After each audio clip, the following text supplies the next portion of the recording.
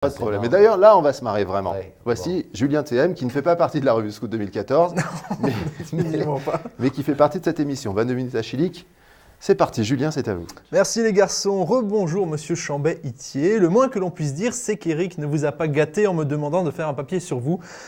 Parce que moi, les scouts, j'aime pas ça. Ma mère m'a envoyé au Louveteau quand j'avais 8 ans. Je me souviens encore de la chemise jaune qui pique et de l'humiliation hebdomadaire quand il fallait aller sonner chez les gens pour leur vendre des calendriers, des autocollants, des briquets, des torchons, des cendriers, des t-shirts ou des casquettes du mouvement. Alors bien sûr, je sais que vos scouts n'ont aucun rapport avec Baden-Powell et son merchandising. Mais que voulez-vous, il y a des noms qui traumatisent à vie. D'ailleurs, je vais en profiter pour lancer un appel aux parents qui nous regardent.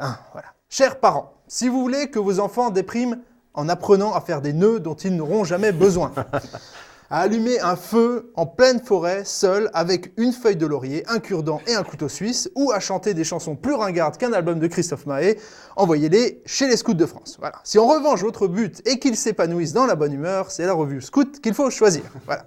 Et c'est bien sûr aussi valable pour les grands enfants que nous sommes tous. Ça fait 35 ans que ça dure cette affaire, on en est à la 30e revue. Pour persévérer dans la métaphore scoutique, je dirais que vous êtes vraiment des pionniers du rire régional. Et vous qui êtes metteur en scène de la mise en boîte depuis toutes ces années, pourrez me confirmer que si on pouvait craindre à l'aube de ce nouveau millénaire que le politiquement correct de nos élus les rende lisses à la critique et à la caricature, il n'en est rien, bien au contraire. Alors longue vie à la revue Scout et on se retrouve en 2029 pour les 50 ans de la troupe. Voilà. Bravo, merci.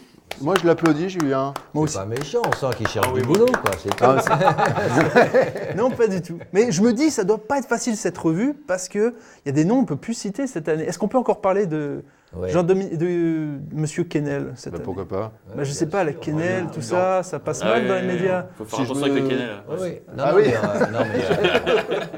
J'avais pas du tout fait le rapprochement. Dès que ça va un peu vite. Ouais, voilà, c'est ça. J'ai compris.